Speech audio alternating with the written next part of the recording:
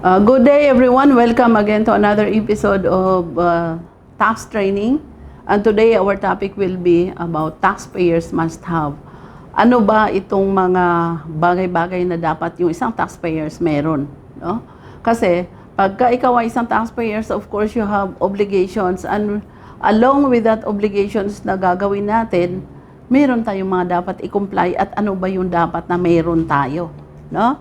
So these are example only ng taxpayers must have, no? Although kung tutuusin natin, mas marami pa tayong dapat meron, but basically itong mga i-discuss ko sa inyo ngayon, ito na yung mga kailangan talaga, no?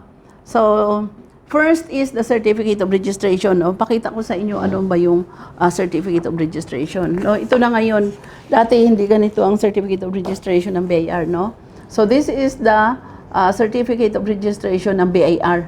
No, ito na siya ngayon. Ano yung nakalagay po sa certificate of registration? Sabi nga ng iba, ang certificate of registration daw, parang Bible ninyo daw yan. Why? Kasi nandiyan na lahat yung obligasyon na dapat ninyong i-comply. No? So, ito yung pinaka-guide nyo. Kaya nga, very important ito. Every time na mayroong mga tax mapping, ang BIR pupunta, magdo-door to door at inspectionin nila yung inyong business establishment, dapat meron kayo nito. At ito ay dapat naka-display doon sa conspicuous place kung saan meron kayong building, no? Nandoon yung business ninyo. So, itong certificate of registration po, nakalagay dito yung issuance date, no? TIN issuance date. So, nakalagay dyan kung kailan na-issue yung TIN. Why? Why very important po itong TIN issuance date natin?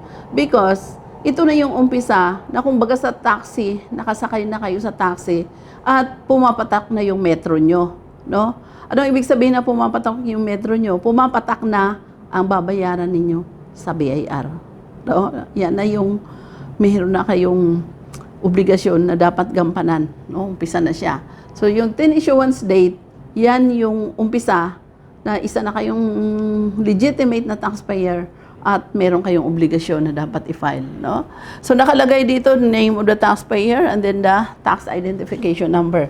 So ito na po, assign ito. This is computer generated na TIN, and every time gagawin po ninyo, pag nag-file kayo ng returns, ito yung gagamitin ninyo. Wag po tayong magkamali sa paggamit ng TIN. Why? Kasi hindi magpa-prop up, pag ginamit natin yung BIR forms, hindi magpa-prop up yung information natin. Ibang information ang lalabas pagka nagkamali kayo ng input ng TIN ninyo. Kaya every time nagagawa kayo ng mga filing ninyo sa BIR, dito talaga kayo nakatingin. Why? Kasi experience ko po yan. Nung dati na chief ako ng registration, no? Mayroong isang taxpayers doon na ang dami-dami niyang open cases. Sabi niya, nagpa-file naman po ako, galit na galit siya sa BIR. Why? Nagpa-file naman po ako ng mga dapat kong i-file. Bakit open case pa rin ako? No? Nung tiningnan namin po yung final niyang mga returns, iba yung TIN na ginamit niya. So ano ibig sabihin nun? Hindi na credit sa kanya yung mga binayad niya dahil ibang TIN yung kanyang ginamit. No? So very careful with the use of TIN. Although ngayon, since computerized na rin yung forms, malalaman na natin kung yung ang inyong mga ginamit na TIN mali, because right then and there, magpa-prop up yung information at alam ninyo, hindi sa inyo yun, so nagkamali kayo. So always go back dito po sa certificate of registration natin. This is very important, no? So nakalagay diyan yung registering office, yung registered address, no? Head office or branch nakalagay po diyan yung address natin. Very important. Bakit very important din po yung address? Because this will determine kung saan RDO tayo belong, no? Because if hindi kayo nag-register doon sa RDO na dapat na doon kayo, wrong venue kayo. And usually, pag nagbayad kayo doon sa mga wrong venue na yan, may 25% surcharge or ibig sabihin may penalties. Oh? And then, meron tayong tax types. Dito po sa tax types, ito na yung bantayan natin monthly or quarterly or annually depending on the frequency of filing. No? So, ito ba bantayan natin to? Kagaya nito, itong example natin na to, nandyan yung tax types niya. Ano yung tax types niya? Corporate income tax. No? So, kasi corporation po itong example natin dito. So corporate income tax, kailan siya nag-start? Ng filing date, January 1, 2022. No? And then may form type siya, 1702. Filing frequency niya is annually. No? And then filing due date niya on or before the 15th day of the 4th month. So ngayon, maganda na yung ginawa ng BIR na Certificate of Registration kasi very clear na nandiyan na nakadefine na ano yung type of tax na dapat mong bayaran. And then, nakalagay na rin kung ano yung klase ng form na gagamitin mo. Nakalagay na rin yung filing date and then frequency of filing and then due date. No? So, hindi na magdadahilan yung taxpayers na, ay, hindi ko po kasi alam. Ay, hindi ko po kasi naiintindihan. Ngayon, hindi mo maintindihan. Why? Because it is your obligation as a taxpayer. Pagdating ng certificate sa'yo, basahin mo. No? Kasi nandito yung obligasyon mo, nandito yung liabilities mo. Okay, so ano pa yung mga example dito ng tax types? Corporate income tax. Bakit dalawa yung tax type ng corporate income tax? Because dalawang klase ng corporate income tax ang ipafile ninyo. Ano po yung isa? Yung isa, ang form type niya is 1702Q. And then, ang filing start date niya, April 1, 2022. Frequency of filing is quarterly. So, dalawang beses yung ipa-file mong corporate income tax, isang quarterly, isang annually. No? And then nakalagay din po dito yung deadlines. And then merong value-added tax. Itong value-added tax, dalawa rin. Bakit siya dalawa? Because ang value-added tax, meron ding monthly and merong quarterly. No? So yung 2550M na form types, kailan yan ipa-file? Ang frequency of filing niya is monthly. And then kailan yung due date niya? Not later than the 20th day of the following month, no? And then yung value-added tax natin na quarterly, yung 2550Q, kailan naman yung frequency of filing niyan? Every quarter or every 3 months, no? Kaya nga quarterly ang tawag niya. And then meron siyang deadline din at kailan yon? Not later than the 25th day of the following close of its taxable year. So yun po yung sa value-added tax. And then sa withholding. Anyway, meron kaming mga tax updates, no, about withholding. Umpisahan ko na yung mga PowerPoints ko doon. And napakarami, no? I for one, no? I work in the BIR for 31 years. Pero tingnan nyo, ang dami ko pa rin dapat i-update. Kaya our taxation law is very dynamic. Hindi ibig sabihin marunong ka ng tax ngayon, bukas marunong ka pa rin. Why? Kasi nagbago na yung tax laws. So dapat talagang regular talaga po yung pag-update natin. So ano itong mong withholding tax na to? Expanded. No? Ano yung expanded? Ito yung binabawas natin sa ating mga suppliers. No? O kaya sa ating nagre-renta tayo ng office. No? Nagre-rent tayo. So expanded withholding po yung tawag doon. Doon yan sa mga expenses natin. No? Sa mga security expenses, janitorial, sa professional, no, creditable po ang tawag diyan. Kaya expanded withholding tax. No, kailan siya binabayaran? Monthly. And then every 10th day of the following month po yung deadline. And then meron pa tayong isa pa, yung withholding tax expanded others. Ito yung quarterly naman. Yung form natin is 1601EQ. Doon sa monthly, 0619E. Dati, 1601E yan. Ngayon ginawa nilang 0619E. No? Nung nag-umpisa na yung train law, binago nila yung form. So, quarterly yan, kailan ang deadline? Same lang din po, 10th day of the following month. No? Hindi na, bago na pala. Not later than last day of the month following the close of the quarter. No? So, 30th day na, last day na.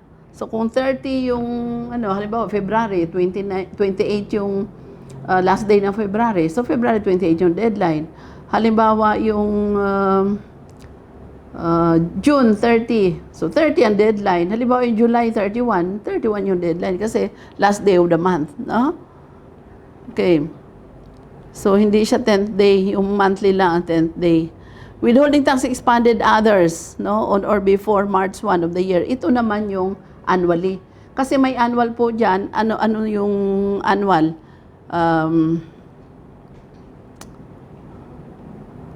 Ito yung withholding tax expanded others, pero 1604E, no? Ano ito? Information return. Ano yung ibig sabihin ng information return? ano lang yan, yung mga report, summary ng mga ginawa mo during the year. No? So, kailan ang deadline? March 1 of the year. Following the end of the calendar year. No? Ibig sabihin, yung expanded mo ng binayaran during the year, halimbawa 2021, i-file mo siya ng March 1, 2022. Yun po yung deadline. No? Mahabang explanation yan. No? Anyway, magkaroon pa tayo ng mga ibang video about that, about withholding expanded. Kasi ang dami rin pagbabago sa expanded withholding. Although, kinumpile ko po lahat ng mga RMO, RMCs, at saka RRs, no? Para may idea tayo. Kasi dun sa ibang mga RRs, although meron na silang subsequent or mga amended, may mga provisions pa rin doon na hindi pa amended. That's why dito sa withholding, ang mother of all regulations dito ng withholding is 2-98, no? Revenue Regulations 2-98. Yun pa, pagka mayroon tayong mga hindi maintindihan, balikan natin yung mga old na regulations. Kasi yung mga present or current na regulations, inamend nila pero portion lang ng mother regulations. Kaya nga kahit sa bookkeeping, binabalik-balikan ko yung VIDAS 1 na 1947 pa. Why? Kasi portion lang doon yung na-amend. Yung mga hindi pa na-amend na provisions, prevailing pa rin sila or ini-enforce pa rin hanggang ngayon. No? So itong withholding tax on compensation, ito naman yung withholding, wini-withhold sa mga salaries ng empleyado. No? So may monthly din ito, wala siyang quarterly, pero meron siyang annual, yung 1604C na alpha list. No? Mahaba din yan at maraming requirements dyan. And then, tingnan mo, mayroon pa siyang second copy na registration. Dati, ang registration, isa lang. No? Ngayon, may second copy pa. No? So, taxpayer types niya, domestic corporation, business information, line of business. Although, dito po sa, believe ako dito sa registration na to, no? Kasi, ang dami na niyang nilagay na mga tax types, which is very informative. Although, hindi lahat nandito. Why hindi lahat? Kasi yung inventory list, requirement din yan, no? Pero hindi nakalagay dito. Ano yung inventory list? Pina-file natin yan every January. Ano pa? Yung summary list of sales and purchases. Ano yan? Pina-file din natin yan every, ano pa yung dapat meron ang taxpayer? No? So, ito, notice to issue receipts. Ano yan? Ito, kailangan to. Kasi, pagka kayo ay na tax mapping, hahanapin sa inyo ito. Ito, no? Every time nagpa-register ka sa buyer, ibibigay nila ito. So, anong gagawin nyo? Katabi ng certificate of registration na pinapaskil ninyo doon sa inyong business establishment, kasama din ito. No? Ipapaskil nyo din siya. This establishment must issue receipt or invoice. Pinalitan na ito ng buyer eh. Yung dati, ask for receipt. Eh, may ano doon, kung baga sa ano, may twist doon yung taxpayer. Bakit? O bakit hindi ka nag-issue ng resibo? Sabi ng taxpayer, hindi naman po sila nanghingi eh. Eh yung notice, ask for receipt. Eh hindi nanghingi, so hindi binigyan. So binago, anong ginawa? Notice na yung establishment na to must issue receipt. Oh? Okay. So, ngayon, hindi na face-to-face yung business. Ano na ang meron? Online na. So, ang online ba dapat mag-issue na resibo? Yes, of course, no? Kasi that is also a business transaction. At dapat mayroon talaga tayong resibo na ini-issue. Next must have is the official receipts or sales invoices, no? Ito yung example natin ng sales invoice, no? Ito. No? Yan ang sales invoice. Yung official receipt, mas maliit lang yon. And mind you, for VAT taxpayers, 2 resibo na lang po yung pwede ninyong i-issue. Official receipt for the sale of services at saka sales invoice for sale of goods, no? Hindi na kayo pwedeng gumamit ng iba. As proof of your sales, 2 lang. Sales invoice at saka official receipts. Yung mga ibang supplementary receipts na ginagamit nyo, acknowledgement receipts, cashier's, receipt, cash receipt, cash slip, para sana lang yun, subsidiary, no? Supplemental receipts. For your own use lang yun, hindi yun required ng BIR. Oh, pero pwede nyong gamitin, provided on top of that supplemental receipts, nag-i-issue kayo ng official receipt at saka sales invoice. Sa mga resibo din po, may mga rules din tayo dyan, ha? Hindi tayo basta-basta imprenta ng resibo. Kailangan yung pag-imprenta ng resibo, may permit din po yan sa buyer. At may validity po yung mga resibo natin, which is 5 years. After 5 years, expired na po siya, hindi na pwedeng gamitin. Hindi na siya valid. No? Tayong 0605 na registration fee, ano yan? Yun yung binayaran natin na 500. No? Wala dito. Yung registration fee na 500 pesos. So yung 0605 na yan, babayaran nyo yan. Kung bagong registrant kayo, bayaran nyo yan during the time na nagpa-register kayo. Pero pagka luma na, hindi na kayo nagpaparehistro na bago, binabayaran yan every January of the year, no? Beginning na. And then next po, sa 0605 na registration natin, ano pa yung next na dapat meron tayo? Dapat meron din po tayong books of accounts, no? If you are a VAT registered taxpayers, 6 po yung libro nyo sa manual, no? Kasi ano ba yung mga klase ng books of accounts natin? There are 3. No? Pwedeng loose leaf, pwedeng computerized, at pwedeng manual. So ito po yung manual. No? So, nag-umpisa pa kayo, wala pa kayong mga computerized, wala pa kayong permit to use loose leaf. So ito po talaga yung gagamitin natin. At ano-ano yung mga libro na meron tayo dito? We have the ledger. No? We have the journal. No? Ito, journal. And then we have the subsidiary purchase book, no? Yan, yung mga ginagawa ninyo dyan ngayon, dapat dito yan nakalagay, yung purchase book na yan, na mga resibo ng purchases, nakalagay dapat yan sa purchase book. And then meron tayong subsidiary sales book, no? Yung mga resibo natin na na-issue sa sales natin. At ano yung resibo natin dapat? Official receipt lang or sales invoice. Yung mga supplemental receipt, kailan ba ilagay dito? Hindi na po kailangan kasi that is for your own personal use. Hindi na po kailangan ilagay dito. Siguro kung meron kayong mga supplemental receipts, mag-maintain kayo ng ibang book na pang sarili nyo lang, but it is not required. No? And then the columnar book, no, dalawa ito. This is the cash receipt and cash disbursement book. Ngayon, kung kayo naman ay non-VAT, hindi kayo VAT taxpayers, ilan lang yung books na meron kayo? 4 lang, no? Wala yung subsidiary sales book at subsidiary purchase book. Ano lang meron? Cash receipts, cash disbursement, and then journal po at saka ledger. So, yan po yung must have. Kung ikaw ay isang taxpayer, dapat meron kang books of accounts, no? Ano pa? DTI for business name. Wala lang ako sample dito, no? So, DTI for business name, yan po ay kailangan din natin. Why? Because we are identified by our business name and meron din pong rules and regulations para sa business name. No? Hindi po tayo pwedeng gumamit na lang ng gusto nating pangalan. It should be approved by the DTI. Why? Kasi kung meron na gumamit ng ganyang pangalan, hindi mo na pwedeng gamitin. At ang validity din po ng business name is only 5 years. After 5 years, it will expire. Ngayon, kung ayaw mo ma-expire habang buhay na sa iyo yung business name na yan, pa-patent mo siya, pa-register mo siya para protected siya, hindi pwedeng gamitin ng iba, pa-register mo sa IPO or sa Intellectual Property Office. No? And then, meron po, din po tayo dapat ng barangay and mayor's permit. No? Maglagay ka na lang din ng sample. So, barangay and mayor's permit, ano yun? Permit yan. That makes your business illegal pag wala ka niyan. Ibawa, inalaw naman po ng BAR na wala kaming barangay and mayor's permit. Tinagap lang ng BAR. Kahit po, na-register ka na sa BAR, pagka ang business mo, walang barangay at saka mayor's permit, considered ka pa rin illegal. Pag may nangyari dun sa business mo, hindi ka pwedeng pumunta sa barangay, hindi ka pwedeng pumunta sa korte dahil matatalo ka sa kaso mo dahil illegal yung business mo. Why? Kasi license po to do business ang mayor's permit at saka barangay, kaya nga tawag sa kanya permit, no? Okay.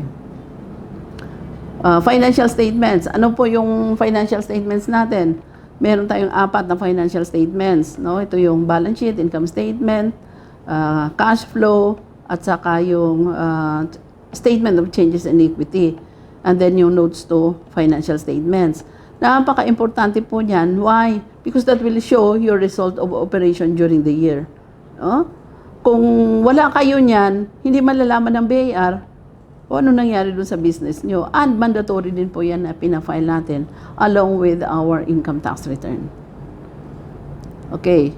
Another requirement is the CPA if sales is more than 3 million. No? Pagka 3 million na, yung sales niyo during the year, dapat meron na kayong certified public accountant. Ano po gagawin ng certified public accountant?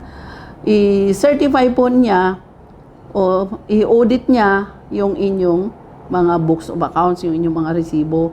Or ibig sabihin, kung ano man yung nakalagay doon sa financial statement nyo, i-certify yan ng CPA na yan ay nagpipresent ng tamang operation ninyo during the year, no? Result of operation during the year. Okay? Okay. Another must-have natin are the receipts of purchases and expenses. Very, very important po to. Bakit? Pagdating sa audit ng BAR, ito yung hahanapin. Kaya hindi pwedeng mawala to sa inyo. Pag wala kayong ganito, sakit ng ulo. Bakit malaking sakit ng ulo? Hindi kayo makaklaim ng expenses. No? Pag wala kayong expenses na makiklaim, ano mangyayari? Malaki yung babayaran ninyong tax. No? So, ano itong mga expenses na to? Yung mga expenses, nakaresibo yan. At yung resibo mo, dapat valid din. No? May permit din siya. At saka hindi pa expired yung resibo. At saka, yung mga resibo mo, dapat related doon sa negosyo mo. Why? Kasi baka naman yung resibo na ginamit mo, hindi related doon sa business mo. Anong ibig sabihin yan? Hindi mo siya talaga purchases. No, that belongs to others. No? So, dapat, halimbawa, yung negosyo mo is hardware. So, ano dapat yung nakalagay dito sa mga resibo mo, sa purchases mo? Of course, yung mga binili mo na inventory para doon sa hardware, hindi yung ibang mga items. No? So, and then, be sure po na sequential siya, no? Sunod-sunod yung pag-record ninyo according to date. Hindi yung January, tapos kasama na naman yung December, according to date po yan. No? Kasi, ano pa ang connect nito? Ang connect nito is, nakakonect to sa inventory. No? So, kung ano yung mga binili ninyo, ito yung binenta nyo, dapat magtatali yan dyan sa inventory nyo. No? Another must-have po ng isang may negosyo are contracts. Ano naman itong kontrata? Kontrata ito kung meron siya halimbawa construction. Pwede bang wala ka ng kontrata? Meron po dapat. Kung halimbawa nagre-renta siya ng opisina, 1 taon o 2 taon, dapat nakakontrata lahat yan. At pag sinabi mong contract, dapat ang form ng contract is such that it is enforceable, no? Kasi mayroon akong na-undergo na mga kontrata, no, na hindi enforceable. Why? Because kulang ng consideration. Kaya dapat yung kontrata natin conforms with the legal requirements, no? At bakit kailangan nakakontrata? Kasi hindi maniniwala yung BAR na halimbawa meron kang nasa construction ka, tapos may ginawa ka, may income ka na 50 million. Tapos sabi mo, ay wala akong kontrata. That's impossible, no? Why? Una-una sa civil law natin, requirements ang kontrata. So, bakit wala kang kontrata? And that's part of your business documentation. No? Hindi ka papaniwalaan na wala kang kontrata. And then, the BAR tax returns. Ano yung mga BAR tax returns natin? Yun yung mga nasa certificate of registration natin. Kanina na i-file na natin. So, ano yung mga yun? VAT, income, withholding, ano pa? Kung ano yung nakalagay doon sa certificate of registration nyo, hahanapin yun sa inyo, yung BAR tax returns na yan. Another must-have ng taxpayers, yung Pag-ibig. Why? Statutory ito eh. Bakit statutory? Required by law, no? So, dapat ang isang may negosyo, meron siyang Pag-ibig. Ano yung Pag-ibig? Para sa members niya. At saka, kung individual siya, single proprietor, pwede rin siyang kumuha as self-employed, no? Pero itong Pag-ibig para to sa empleyado.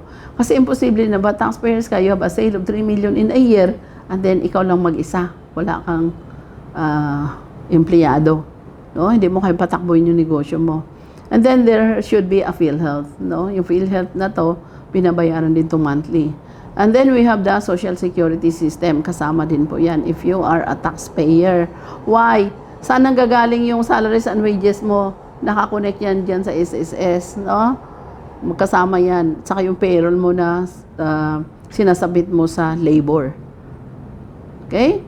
So, hindi ko na po na-elaborate lahat, but ito yung mga basic na to na ang taxpayers natin must have. Kasi kung wala kang isa man doon, may problema ka. No? So, with that, I would like to say thank you very much.